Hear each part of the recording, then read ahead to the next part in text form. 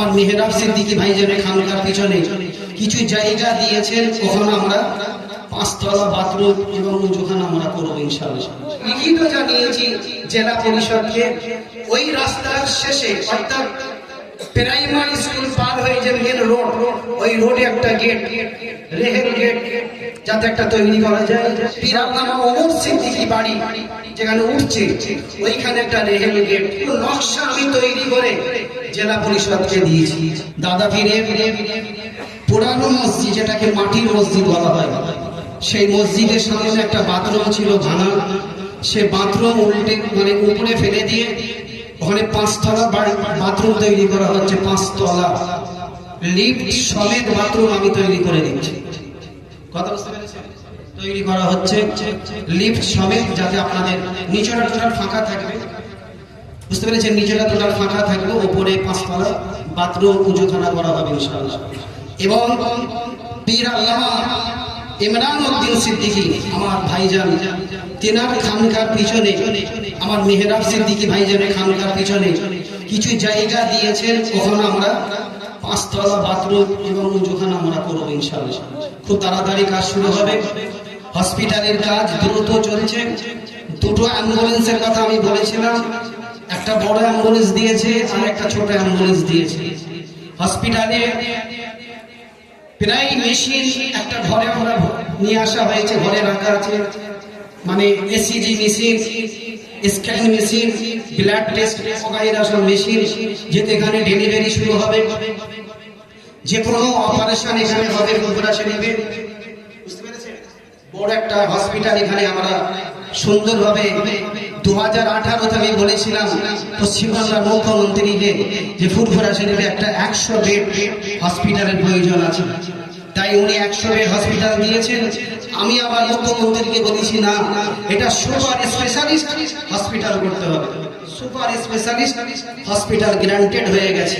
তো আমি এই আজকে দিদির সঙ্গে দেখা করেছি, মুখ্যমন্ত্রীর সঙ্গে, ওখান থেকে আমি আসছি। যদি ইস্তেমাটা আমার উপরে দায়িত্ব দিয়েছে, ইস্তেমা তাবলীগ ভাইদের যেটা ইস্তেমা হচ্ছে, এই ইস্তেমাটা ভোপালে হচ্ছিল। ভোপালে আমি ইস্তেমা কমিটিদেরকে বললাম, আমির সাহেবদেরকে বললাম যে এটা ভোপালে হচ্ছে, পশ্চিমবাংলায় তো কোনো সময় হয়নি, তো 32 বছর হচ্ছে না। তো একটা যদি এই ইস্তেমাটা যদি ভোপালে না করে যদি পশ্চিমবাংলায় হুগলি জেলায় হতো, তাহলে আমি একটু সহযোগিতা করতাম। আমার কথা মেনে নিয়ে আজ থেকে 8 মাস আগে থেকে প্রস্তুতি নেওয়া হয়েছে। এই হুগলি জেলা দাঁতপুর এলাকায় বিশ্ব ইস্তেমাটা হচ্ছে। আজকে সেখানে আমি মুখ্যমন্ত্রীকে বলেছি যে ইস্তেমাটা সুন্দর করে করতে হবে। তারপরে আসছে ফুরফুরা শরীফে 21, 22, 23 সালে সব, সেই সালে সবটা যাতে ভালোভাবে করা যায় সেটাও একটু লক্ষ্য রাখতে হবে। ওয়াকাফ নিয়ে আমার সঙ্গে কিছু আলোচনা হয়েছে, ওয়াকাফের বিষয় নিয়ে একটু আলোচনা হয়েছে। যেহেতু আমি এই জায়গায় এসেছি, আমার নয় বাংলার মানুষের জন্য আমাকে কিছু চাইতে হবে। ইমামদের কথা আমি কয়েকদিন আগে আমি জানিয়েছি যে আপনি ইমামদেরকে কিছু ভাতা বাড়াতে হবে, তার সঙ্গে সঙ্গে ইমামদের একটা করে রুম দিতে হবে, রুম তৈরি করে দিতে হবে। মুয়াজ্জিনদেরকে একটা রুম যদি তৈরি করে দেন মনে একটু ভালো হয়। এইসব দাবি আমার থাকে, আমার দাবি কিছু থাকে, আমি বলবো, যেহেতু আমি এই জায়গায় এসেছি। আমিও আজকে এই ভাইয়েরাও নিশ্চয়ই ভাইয়েরা জানে, এই ভাইয়েরা জানে আমি আজকের এই বেলপাড়ায়, আমার দিকে থাকুন, এই বেলপাড়ায় বহু জায়গায় লাইট হয়েছে, টাওয়ার লাইট বহু জায়গায় হয়েছে, বহু জায়গায় উন্নয়ন হয়েছে। মুসাফিরখানা বন্ধ ছিল, সেই মুসাফিরখানাটা আমি চালু করে দিয়েছি আপনাদের থাকার জন্য। মুসাফিরখানা, হসপিটাল ইত্যাদি, এবং বহু জায়গায় লাইট হয়েছে। তবে এই বেলপাড়ায় যেখানে হযরত হোসেন বুখারী রাহমাতুল্লাহ আলাইহি শুয়ে আছেন, এই জায়গায় একটা টাওয়ার বা 3 আলাদা মনে করেনি, কারণ এই জায়গাটাকে সবসময় অন্ধকারে রাখতে হবে, এই জায়গাটাকে অন্ধকারে রাখতে হবে। আমি জেলা পরিষদে জানিয়েছি এবং আমরা লিখিত দিয়েছি। এই বেলপাড়ায় বড় হ্যালোজিন টাওয়ার হ্যালোজিন দিতে হবে। এই যে বাথরুমটা আনকমপ্লিট হয়ে আছে, আমি বাথরুমটা দেখেন, এই বাথরুমটা টোটাল কমপ্লিট করতে হবে।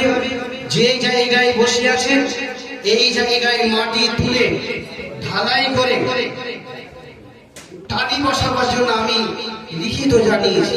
এবং এই পাশে একটা পুকুর আছে, যাতে একটা সিঁড়ি করা যায়, সুন্দর করে একটা সিঁড়ি, বা এই পাশে একটা উঁচুখানা। এই রাস্তাটা যেটাতে আমরা আসা যাওয়া করি, এই রাস্তাটা অনেক ভাঙা। এই রাস্তাটা তুলে ফেলে দিয়ে পুকুরের পাশ থেকে গেঁথে সুন্দর রাস্তা যাতে তৈরি করা যায়।